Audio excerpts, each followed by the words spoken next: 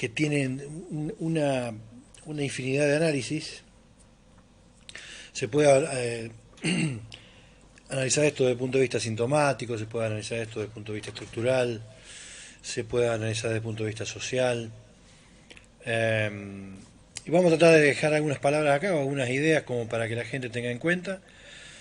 Para empezar, y que la gente no se asuste, pero estos son datos muy concretos, muy claros, muy actuales. Vivimos en una modernidad o posmodernidad que Bauman llamó la modernidad líquida, donde todo fluye, todo es efímero y donde la única posibilidad de soportarla es a partir de la medicalización de la sociedad.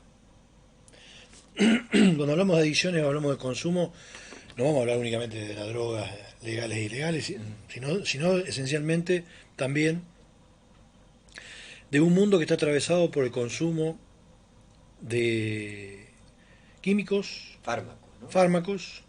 Hay una medicalización de la sociedad que es lo que nos permite tener una tolerancia acerca de lo que implica vivir en esta cotidianidad. Eh, acorde a una ética de consumo, fíjate lo que estamos diciendo, ¿no? Acorde a una ética de consumo, aparecen nuevas patologías, aparecen nuevas problemáticas, aparecen nuevas costumbres en la vida cotidiana, ¿no? Cuando yo empecé a trabajar como psicólogo en el año 93, 94, las adicciones eran una rareza. En la actualidad el consumo de algún producto vinculado a una droga ilegal es mucho más accesible que una sesión de psicoterapia. Para que vos te des una idea, los cambios epocales lo que han ido provocando en la actualidad, ¿no? En la generalidad de la sociedad. Te repito, antiguamente era muy fácil, eh, digamos, muy difícil o una rareza encontrar una persona con una dificultad con droga y en la actualidad forma parte de la costumbre el consumo de algún tipo de sustancia. Es inevitable que en las noches de nuestros jóvenes y en las noches de mucha gente que tampoco es tan joven, el consumo de alguna sustancia sea un elemento común, familiarizado con una, una noche que tiene que ser de felicidad, de ausencia de angustia y de pleno placer y consumo. ¿Por qué se llega a esto? Porque hablas de posmodernidad, ¿no? Y la posmodernidad está atravesada por la sin razón de todos los enunciados opuestos a lo que la filosofía moderna o antigua proponía, ¿no? Es decir, todos los conceptos... A ver, hablamos de ética. Nadie hoy hace planteos éticos. Hablamos de moral. Hoy nadie se asusta de si no hay moral en muchas cuestiones. Hablamos de educación. Todo el mundo habla hoy se queja de la educación, pero nadie toma cartas en el asunto. Hablamos de familia. Las múltiples dificultades, lo hemos hablado muchas veces acá. Nadie profundiza sobre esto. Hablamos de justicia, no existe. La justicia es un elemento, es un dispositivo de poder vinculado a los sectores de poder para organizar y maniatar a la manada. No es la justicia como la pensamos o la soñaron aquellos manuales de ética de Aristóteles. Son fenómenos culturales nuevos que tienen características típicas de una época posmoderna donde se llevó puesto todos los valores y todos los elementos de significación importante. Hay una especie de aplastamiento de la subjetividad. Las grandes cuestiones que puede plantearse el hombre moderno, los grandes planteos filosóficos, las grandes utopías, las grandes empresas, la pasión por los cambios y las transformaciones sociales, se han perdido. Aquellas voluntades de los 60, aquellas voluntades de los 70, las ilusiones de una Argentina de los 30, es decir, toda la modernidad que nos rigió de alguna manera asociada a la aventura amorosa de un mundo distinto se perdió. Y en ese deambular entre depresivo, borderline, maníaco y un poco psicopático, la única forma tolerable el acompañamiento de algún dispositivo que nos permita flotar en una naturaleza que es lábil, ¿no? Fíjate, Freud planteaba el malestar en la cultura, ¿no? Él decía, la única manera que puede haber cultura en el mundo moderno es que el sujeto sea capaz de soportar cierto grado de malestar, cierto grado de renuncia instintiva, para que a través de esa energía dispuesta por esa renuncia aparezcan los elementos culturales, por sublimación, ¿no? Un artículo famosísimo de Freud, sigue siendo moderno, sigue siendo actual, y define un poco esta dinámica psicosocial del psicoanálisis, que se ocupa de definir los grandes problemas de la sociedad. ¿Qué pasa en la actualidad con eso? Es como si los postmodernos le dijeran a Freud, mira, a mí no me vengas a hablar de malestar en la cultura. A mí no me vengas a hablar de malestar y de angustia. A mí hablame de placer, de hedonismo y de goce. Entonces, todo lo que implica demora, renuncia, como decía Sibla Bleichmann, ¿no? Desde que existe el colesterol renuncio al huevo frito, porque quiero vivir más. Bueno,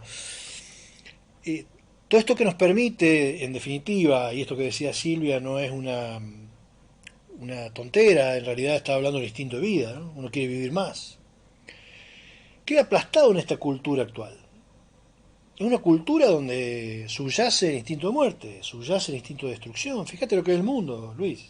Sí, sí, sí, sí. Y hay un discurso capitalista de consumo inmediato, ¿no?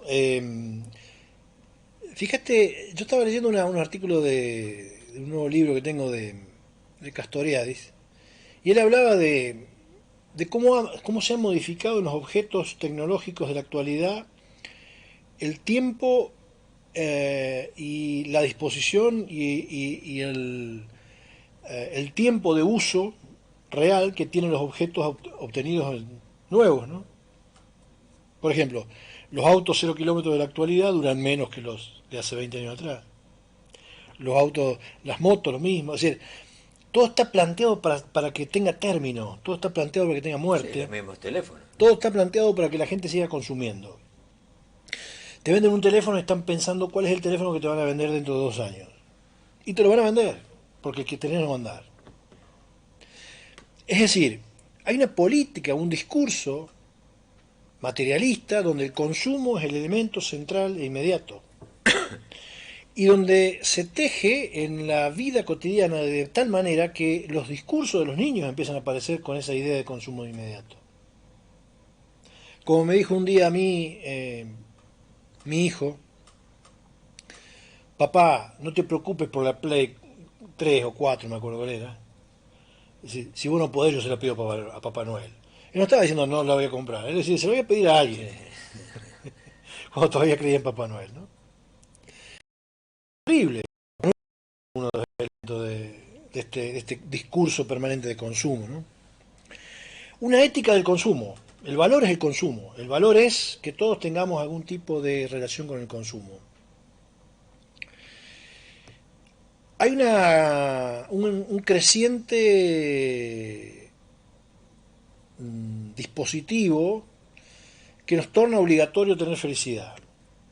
Es como que el eje de la vida pasa por ser feliz. Los que somos psicoanalistas sabemos que para poder ser feliz hay que pasar por algunos conflictos o hay que pasar por algunas transformaciones que implican crisis. Esto no es un camino lineal, no es un camino continuo, no se da dentro de cierta epistemología continuista, se da dentro de ciertas discontinuidades lógicas que implican angustia, que implican depresiones, que implican conflictividad, que implican el costo de lo que cualquier transformación provoca, ¿no? Bueno, en esa circunstancia,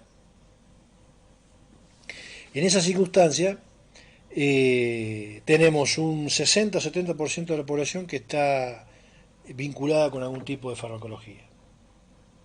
Y es ¿Les es muy difícil, por ejemplo, a los jóvenes decir no? Y los jóvenes posmodernos no se crían dentro de una estructura donde el no sea lo que se prioriza. Porque está todo ahí, ¿no? Ahí radica la clave de las adicciones, de todo lo demás, ¿no? Decir no. Ah. Eso viene de familia, viene de...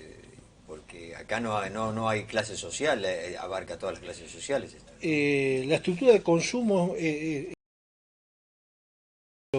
social. En todos los sectores sociales hay un nivel de consumo importante. Diferente, con características diferentes, con índice de mortalidad diferente, pero en todos los casos la, la modalidad de consumo existe. Fíjate una cosa que es muy interesante, que lo voy a enumerar acá o voy a hacer alguna